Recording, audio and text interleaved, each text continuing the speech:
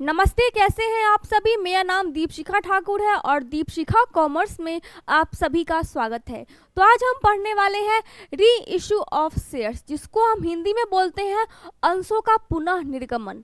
यहाँ पे क्या हो रहा है, हम री इशू कर रहे हैं, पुनः निर्गमन कर रहे हैं। तो इसके नाम से समझ में आ रहा होगा कि यहाँ पे क्या होता है, यहाँ पे री इशू हो रहा है, यानी पहले से यहाँ पे क्या हुआ है, शेयर्स इशू हो चुके हैं और दोबारा से क्या हो रहा है, इसका री इशू हम करने वाले हैं। तो इसी को हम यहाँ पे समझने वाले हैं आज के टॉपिक में, आज के चैप्टर में।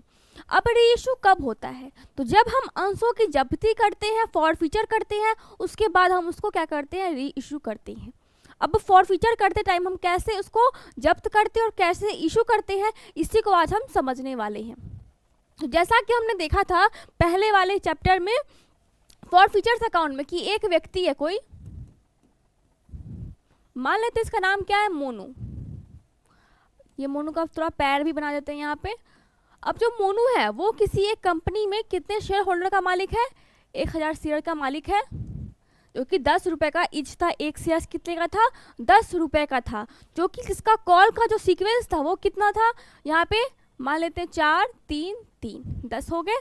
तो इस तरह से क्या था, सीक्वेंस था कॉल का। अब उसने 4 रुपये दिए थे, 3 रुपये दिए थे और लास्ट में 3 रुपये नहीं दिए थे, उसने मिस किए थे। कंपनी उसको बार बार कॉल कर रही थी, बार बार नोटिस भेज रही थी कि आप पैसे जमा कीजिए कंपनी में, लेकिन वो कॉल्स इग्नोर कर रहा था क्योंकि उसके पास पैसे नहीं थे, उसकी आर्थिक स्थिति अच्छी नहीं थी। तो ऐसे में मैंने बताया था कि कंपनी कौन कौन से रूल और रेगुलेशंस यहाँ पे अप्लाई करती है, कैसे कंपनी शेयर्स जब्त करती है, कैसे कंपनी इसी को बेटर समझती है शेयर्स को जब्त करना। वो यहाँ पे लीगल एक्शन ले सकती है, इसको जेल में डाल सकती है, लेकिन वो ऐसा नहीं करती है। वो क्या करती है, इसके सारे शेयर्स रख लेती है। जितने पैसे इसने बाई चांस इसने कितना दिए थे, इसे 70% तो रुपया दे दिया था यहाँ पे, तो उसने 70% यहाँ पे रख लेती है और 3 रुपये नहीं दिए थे तो उसको वो यहाँ पे छोड़ देती है। पर यहाँ पे कंपनी के साथ क्या हो रहा है, उसके शेयर्स कितने के थे, उसके शेयर्स थे 10,000 के। कितने थे यहाँ पे, 10,000 के उसके कितने थे शेयर्स, 10,000 रुपये उसके मिलने थे। लेकिन यहाँ पे उसको 3,000 का क्या हुआ, यहाँ पे लॉस हो गया। अब कंपनी क्या करेगी, क्योंकि ये पैसे देने वाला है नहीं, हमने अंश जब्त कर लिया। अब कंपनी वापस से क्या करेगी, पैसे यहाँ पे लाना चाहेगी अपने कंपनी में। तो जितने शेयर्स इसने लिए थे, 1000 शेयर्स इसने क्या लिए थे 1000 शेयर्स इसने लिए थे। तो यहाँ पे कंपनी उसके साथ क्या कर रही थी, इसकी सारी जो अधिकार था, जितने भी इसके पास लीगल डॉक्यूमेंट थे वो सारे छीन लेती है, सारे अधिकार इससे छीन लेती है और इसको यहाँ से कंपनी से बाहर निकाल देती है। इसका नाम शेयर होल्डर के लिस्ट से काट देती है। कंपनी इसके साथ पूरी तरह से क्या बोलती है, अलग कर देती है इसको अपनी कंपनी से। अब इस शेयर होल्डर का क्या होगा, इसको हम क्या करते हैं, इस अमाउंट को, इस 7,000 के अमाउंट पे जो अमाउंट हुआ वो क्या हुआ, वो कंपनी उसको अपने शेयर कैपिटल के रूप में रख लेती है और बाकी शेयर यानी 1000 का शेयर जो है उसको वापस से री इशू करेगी। तो इस री इशू करने के टाइम भी कुछ कुछ यहाँ पे रूल्स एंड रेगुलेशंस होते हैं, जो कि नए शेयर होल्डर को, यहाँ पे मोनू था, मोनू को उसने कंपनी से बाहर कर दिया। अब कोई दूसरा यानी सोनू को हम क्या करेंगे, नया शेयर होल्डर बनाएंगे और उसको कैसे हम यहाँ पे अपना शेयर्स री इशू करेंगे, इसका भी कुछ फॉर्मूला है, इसका भी कुछ तरीका होता है, कंपनी का कुछ इसका रूल होता है अपना, जिसको हम आज समझने वाले हैं। तो जब कंपनी को चाहिए होता है पैसा तो वो क्या करती है, री इशू करती है। अब उसको कैसे कैसे यहाँ पे री इशू करेगी, इसी को हम समझेंगे। तो पैसा को चाहिए कंपनी का, वो यहाँ पे क्या करेगी, वो 10,000 के जो शेयर्स हैं उसको वापस से री इशू करने वाली है। तो मान लेते जब वो री इशू कर रही है, इसको हम हटा देते हैं यहाँ पे, अब इसका कोई ज़रूरत नहीं है यहाँ पे। अब कंपनी यहाँ पे कितने के प्रॉफिट में है, 7,000 के प्रॉफिट में, जो कि कहाँ गया इसका, ये गया उसके कैपिटल रिजर्व में, ये गया उसके कैपिटल रिजर्व में। यहाँ पे इसको 7,000 का क्या हुआ, प्रॉफिट हो रखा था। अब जब नया जो व्यक्ति आएगा, क्या इसका नाम हम मानते हैं, इसका नाम हम रखते हैं यहाँ पे सोनू। अब जो सोनू है ये क्या हुआ, नया शेयर होल्डर बन के आया।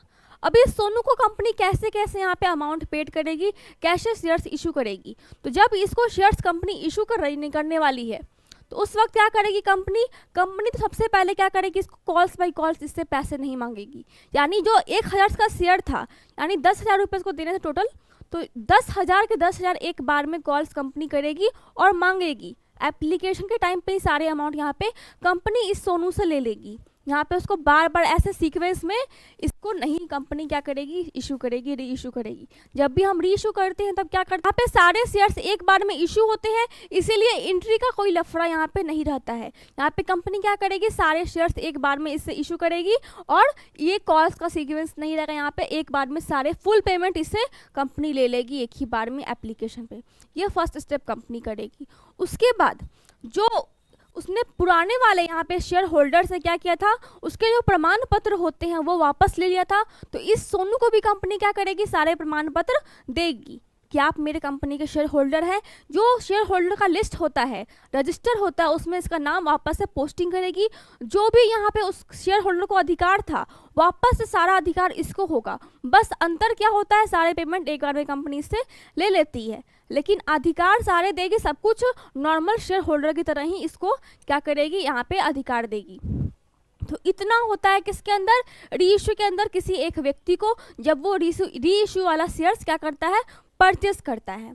अब हम देखेंगे कि यहाँ पे हम री इशू की एंट्री कैसे करेंगे, क्वेश्चंस में कैसे इसकी हम प्रैक्टिस करेंगे, तो उसको हम समझेंगे।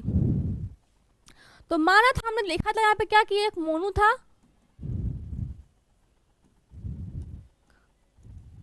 अब मोनू ने कितना शेयर्स लिया था यहाँ पे, 1,000 का, जिसमें इसने 4-3 का पेमेंट किया था और 3 का पेमेंट इसने नहीं किया था। यानी टोटल इसने कितना दिया था, यहाँ पे टोटल उसने 7,000 दिया था, जो कि कहाँ क्या था हमारा, कैपिटल प्रॉफिट। ये क्या था हमारा, कैपिटल प्रॉफिट। अब जो मोनू को इसने शेयर होल्डर से कंपनी ने बाहर निकाला और धक्के मार के बाहर निकाल दिया, सारा शेयर जब्त कर लिया, सारे पैसे रख लिए, जबकि उसने 70% यहाँ पे क्या किया था, यहाँ पे पेमेंट कर चुका था वो। अब कंपनी क्या करेगी, इस जो अमाउंट है इसको तो रखी हुई है कंपनी ने, अब कंपनी वापस से क्या कर रही है, यहाँ पे री इशू कर रही है। वापस से कंपनी क्या कर रही है, इसको री इशू कर रही है। अब इसमें कंपनी क्या करेगी, इसमें कंपनी इसको 3 तरह से क्या करेगी, यहाँ पे 3 तरह से यहाँ पे इसको शेयर्स को इशू करेगी, निर्गमित करेगी, री इशू करेगी। वो क्या होता है आप जानते हैं, एट पार, एट प्रीमियम, और यहाँ पे क्या होता है, एट डिस्काउंट। एट पार का मतलब क्या होता है, दाम का दाम, यानी 10 रुपए का 10 रुपए। एट प्रीमियम यानी दाम से ज्यादा, दाम से अधिक, 14 भी लिख सकते हैं, 13 भी, कुछ भी हो सकता है, कंपनी अधिक ले सकती है। और यहाँ पे क्या है, दाम से कम, दाम से कम, कैसे भी यहाँ पे क्या कर सकती है कंपनी, यहाँ पे दाम से कम इशू कर सकती है। जब हम इशू करते थे तब हम क्या करते थे, डिस्काउंट नहीं करते थे, क्योंकि एक नियम लागू था वहाँ पे कि हम डिस्काउंट पे शेयर्स इशू नहीं कर सकते हैं। पर यहाँ पे हम डिस्काउंट पे भी शेयर्स इशू कर सकते हैं, और क्यों कर सकते हैं इसको हम आगे समझने वाले हैं। तो इसका मतलब क्या है, दाम से दाम, दाम से अधिक और दाम से कम, जो कि आपको समझने में ईजी होगा। अब हम जब एट पार पे क्या करते हैं, शेयर्स का इशू करते हैं, शेयर्स को निर्गमित करते हैं, सॉरी री इशू करते हैं, पुनः निर्गमित करते हैं, उस वक्त हम एक सिंपल सी एंट्री करते हैं। यहाँ पे हम सारे पैसे क्या कर रहे हैं, एक बार में ले रहे हैं, सारे पैसे एक बार में ले रहे हैं, कोई लफड़ा नहीं रख रहे हैं। यहाँ पे हम कुछ भी, यहाँ पे टेंशन कंपनी नहीं लेती है, क्योंकि एक बार वो धोखा खा चुकी है। तो यहाँ पे क्या होता है, bank account debit to share capital account. अब दाम का दाम ले रही है, यानी 1,000 शेयर्स को कितने में इशू कर रही है, 10 में। तो कितना हो यहाँ पे, यहाँ पे हो गया 10,000 और यहाँ पे हो गया 10,000। तो ये कंपनी को मिल गया किस पे, एट पार पे। लेकिन अगर पुनः निर्गमन कंपनी कब कर रही है, एट प्रीमियम पे, एट डिस्काउंट पे, तो उस पर हम कैसे एंट्री कर सकते हैं, कैसे उसकी हम यहाँ पे एंट्री करेंगे, उसको हम देखते हैं। अगर प्रीमियम पे हो रहा है तो यहाँ पे हम एक सिंगल एंट्री एक्स्ट्रा करते हैं, जो कि क्या होता है, बैंक अकाउंट, ये सेम रहेगा यहाँ पे डेबिट, यहाँ पे हम देखेंगे कि जब हम प्रीमियम पे एंट्री करेंगे तो क्रेडिट साइड में क्या करेंगे, उसकी एक एक्स्ट्रा एंट्री हम यहाँ पे करेंगे, जो कि क्या होता है यहाँ पे टू शेयर कैपिटल अकाउंट, और यहाँ पे क्या होगा टू सिक्योरिटी प्रीमियम रिजर्व, यहाँ पे क्या होगा रिजर्व अकाउंट, क्योंकि क्या हो रहा है यहाँ पे पुनः निर्गमन हो रहा है, री इश्यू हो रहा है। अब अमाउंट कैसे होगा, वो 12 रुपये ले रही है, वो ऑलरेडी सेम शेयर्स पे क्या कर चुकी है, पहले 7,000 यानी 7 रुपये ले चुकी है, और वापस से क्या कर रही है 12 रुपये यहाँ पे चार्ज कर रही है प्रीमियम पे। और प्रीमियम क्या होता है, गुडविल की वजह से या फिर कंपनी बहुत अच्छी वैल्यूएशन पे चल रही है, बहुत ज़्यादा फेमस हो गई है, बहुत ज़्यादा यहाँ पे उसके पैसे यहाँ पे डिवाइड हो रहा है, बहुत ज़्यादा हो गए हैं, तो वहाँ पे क्या होता है कंपनी ऐसे दाम जो होता है शेयर्स का वो बढ़ा देती है। तो इसीलिए कंपनी क्या कर रही है यहाँ पे एक्स्ट्रा चार्ज कर रही है, और एक्स्ट्रा 12 रुपये ले रही है, यानी 19 रुपये यहाँ पे चार्ज कर रही है एक्स्ट्रा वो कंपनी, जो कि कितना हुआ यहाँ पे 10 रुपये से अगर करें तो यहाँ पे कितना हुआ 12 रुपये, यानी 12,000। अब यहाँ क्या होगा शेयर कैपिटल, शेयर कैपिटल कितने का है इसका, इसका है 10,000 इंटू कितना होगा 10, जो कि कितना हुआ यहाँ पे 10,000, और जो सिक्योरिटी प्रीमियम हुआ एक्स्ट्रा कितना ले रही है 2,000, 10,000 इंटू 2 कितना हुआ यहाँ पे 2,000, तो ये 12,000 हो गया। तो ये सिंपल सी एंट्री है, री इशू बहुत सिंपल चैप्टर है। तो यहाँ पे क्या हुआ बस बैंक अकाउंट या टू शेयर कैपिटल, जो कि इशू से भी ज़्यादा सिंपल क्या हुआ यहाँ पे री इशू हो रहा है, यहाँ पे कुछ भी हमें नहीं देखना पड़ रहा है। फिर क्या बैंक अकाउंट या to share capital to security premium reserve, ये एक एक्स्ट्रा यहाँ पे क्या हो रहा है एक्स्ट्रा लाइन यहाँ पे जुड़ रहा है सिक्योरिटी प्रीमियम का, जो कि आप यहाँ से पहचान सकते हैं कि ये प्रीमियम है। और नेक्स्ट क्या होगा हमारा डिस्काउंट। अब हम डिस्काउंट को यहाँ पे समझते हैं, इसको हम यहाँ पे एंट्री करते हैं। तो डिस्काउंट में भी हम क्या करते हैं एक सिंपल और यहाँ पे सिंगल एंट्री एक्स्ट्रा करते हैं, जो कि क्या होगा हमारे देखते हैं यहाँ पे। यहाँ पे हम सबसे पहले क्या करते हैं बैंक अकाउंट, फिर यहाँ पे क्या होगा शेयर फॉर फ्यूचर अकाउंट। यहाँ पे हम डिस्काउंट नहीं लिख रहे हैं, इसका भी एक रीज़न है, क्योंकि डिस्काउंट हम क्या करते हैं, हम जब इशू करते हैं शेयर्स को तब हम क्या करते हैं डिस्काउंट नहीं लिखते नॉर्मली, क्योंकि हमें यहाँ पे रूल्स बने हुए हैं कंपनी के कि आप डिस्काउंट पे कोई भी शेयर्स इशू नहीं कर सकते हैं। पर हम यहाँ पे डिस्काउंट इशू क्यों कर रहे हैं, क्यों हम डिस्काउंट दे रहे हैं री इशू पे, क्योंकि ऑलरेडी हम पहले से इस पे 7 रुपये क्या कर चुके हैं चार्ज कर चुके हैं, रख चुके हैं, जब्त कर चुके हैं सेम शेयर्स पे। तो हम 7 रुपये जो हुआ यानी 7 रुपये का जो अमाउंट हुआ यहाँ पे हम उतना तक का क्या कर सकते हैं यहाँ पे शेयर्स इशू कर सकते हैं डिस्काउंट पे, यानी हम अगर चाहे तो हम इसको डिस्काउंट पे 3 रुपये भी हम दे सकते हैं, 3 रुपये भी हम रख सकते हैं और 7 रुपये का डिस्काउंट हम यहाँ पे दे सकते हैं किसको शेयर होल्डर को, जो नया शेयर होल्डर है उसको।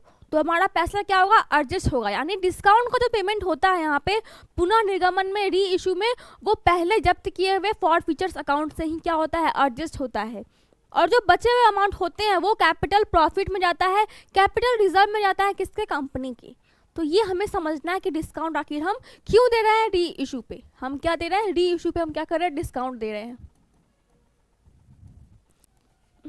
अब हम यहाँ पे क्या एंट्री करते हैं उसको हम समझेंगे। तो जब हम यहाँ पे फॉर फीचर्स कर दिया, अब यहाँ पे क्या होगा last to share capital amount हम कैसे देखेंगे यहाँ पे bank account debit to forfeitures account to share capital. यहाँ पे डिस्काउंट नहीं लिख रहा है, मैंने समझाया आपको, क्योंकि हम यहाँ पे फॉर फीचर से क्या कर रहे हैं यहाँ पे एडजस्ट कर रहे हैं अमाउंट को, इसीलिए डिस्काउंट हम यहाँ पे पेड कर रहे हैं। अब यहाँ पे अमाउंट कितना होगा, कंपनी कितने में इशू कर रही है इसको मान लेते हैं, कंपनी इसको इशू कर रही है 3 रुपये डिस्काउंट पे, ठीक है। तो अब बैंक में कितना आया इसके, बैंक में इसका आया 7,000 रुपये यहाँ पे हमने दे दिया। अब बैंक में कितना आया 7,000, डिस्काउंट कितना हम पेड कर रहे हैं यहाँ पे नया शेयर होल्डर को री इशू पे, यहाँ पे 3 रुपये कर रहे हैं, तो 3 रुपये से कितना हुआ 3,000,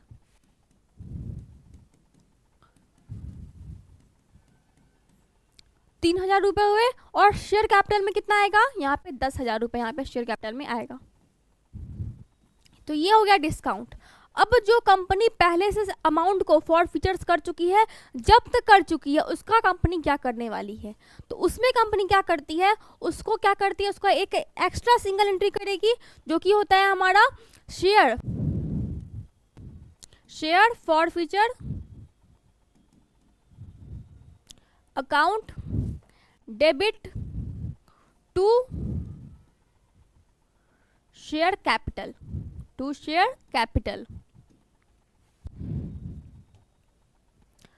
तो ये जो शेयर कैपिटल हुआ कितना हुआ, ये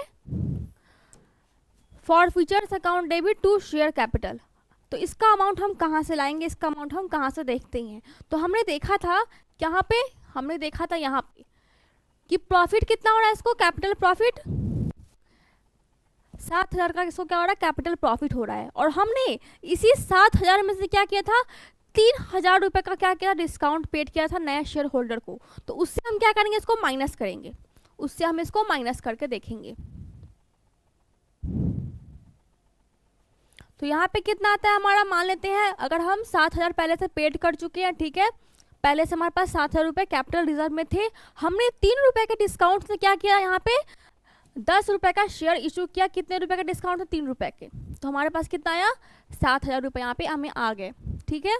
हमने 3 रुपये डिस्काउंट किससे दिया था, इससे दिया था, यहाँ से, तो हम क्या करेंगे, यहाँ -3 करेंगे, कितना हुआ हमारे पास 4,000 रुपये, यानी यहाँ पे 7 और 3 10 हो गए। हमारा इस शेयर्स का जो हमारा अमाउंट था 10 रुपये का, वो कंप्लीट हो चुका है, क्योंकि पुराने वाले में हमने 7 रुपये रिजर्व किया हुआ था यहाँ पे, तो 7 रुपये से माइनस करेंगे 3 रुपये, तो कितना हुआ, 4,000 रुपये हमारे पास हो गए। तो अब हम अमाउंट हम यहाँ पे लिखेंगे 4,000 रुपये। अब 4,000 रुपये कैसे हुए, तो हमने साथ साथ यानी एक ही शेयर्स पे, एक ही टाइप के शेयर्स पे सिर्फ 10 रुपये वाले 1,000 शेयर्स पे के पहले कितना लिया, 7,000 रुपये लिया, उसको रख लिया, फिर इशू किया, फिर 7,000 रुपये हमने रख लिए, क्योंकि डिस्काउंट पे 3 रुपये था, तो टोटल कितना हुआ हमारे पास, 14,000 रुपये हो गए, ठीक है। ऐसे हम समझ सकते हैं इसको, 14,000 रुपये हमारे पास हो गए, ठीक है। अब हमने क्या किया, हमें चाहिए कितना था, एक शेयर्स पे 10,000 रुपये चाहिए था, तो 4,000 रुपये तो बच गए ना, तो वो कहाँ गया, वो कैपिटल रिजर्व में गया, वो डायरेक्ट कंपनी के कैपिटल प्रॉफिट का हिस्सा बन गया, डायरेक्ट कंपनी के कैपिटल प्रॉफिट का हिस्सा हो गया बिना कुछ किए हुए। तो यहाँ पे क्या हुआ, ये 4,000 रुपये यहाँ पे इसको कंपनी को मिल गए, तो ये कहाँ गया, तो उसके लिए हम एक एंट्री करते हैं, share forfeitures account debit to share capital, बस टू शेयर कैपिटल, बस यहाँ पे हो गया, कैपिटल रिजर्व में वो चला गया, कैपिटल कंपनी के कैपिटल प्रॉफिट का हिस्सा वो बन गया। बस इतना ही था री इशू में, बहुत सिंपल चैप्टर है, बहुत इजी चैप्टर है, कुछ भी नहीं करना है यहाँ पे एक्स्ट्रा में। और एक बात हमेशा याद रखना है कि जब कभी भी आप डिस्काउंट देंगे, तो जितना आपने यहाँ पे जब्त किया हुआ है उतना ही डिस्काउंट आप दे सकते हैं, यानी maximum to maximum amount paid on discount equal to forfeitures amount, यानी जितना हमने फॉर फीचर्स किया है बस उतना ही हम क्या कर सकते हैं, डिस्काउंट यहाँ पे हम दे सकते हैं नए शेयर होल्डर को। ये क्या आप नोट्स के तौर पे लिख सकते हैं कि उतना ही शेयर्स हम क्या कर सकते हैं, डिस्काउंट पे इशू कर सकते हैं नए शेयर होल्डर को, बस उतना ही, क्योंकि यहाँ पे हम सिर्फ फॉर फीचर्स को एडजस्ट करते हैं। तो उम्मीद करती हूँ आपको समझ में आया होगा कि री इशू क्या होता है, कैसे बनता है, कैसे इसकी हम एंट्री करते हैं। बहुत सिंपल एंट्री होती है इसकी, direct bank to share capital entry होती है, क्योंकि यहाँ पे कॉल्स बाई कॉल्स कंपनी क्या कर रही है, शेयर्स नहीं मांग रही है, कॉल्स बाई कॉल्स यहाँ पे पैसे की डिमांड नहीं करती है, सारे पैसे एक बार में क्या करती है, वन टाइम पेमेंट करवाती है कंपनी नए शेयर होल्डर से जब वो री इशू करती है कंपनी में। तो बस इतना ही है री इशू में, इससे एक्स्ट्रा कुछ भी नहीं है, सारा आपको मैंने यहाँ पे बताया है। इसके एक्स्ट्रा अगर होगा तो आप क्वेश्चंस में देख सकते हैं कि कैसे कितना कितना अमाउंट कंपनी ले रही है, कितना कितना यहाँ पे हम कैपिटल यहाँ पे शेयर कैपिटल में जा रहा है, इसी को बस कैलकुलेट करना होता है किसमें, री इशू में। इसके अलावा कुछ भी हमें नहीं करना होता है। तो आज के लिए बस इतना ही, थैंक यू।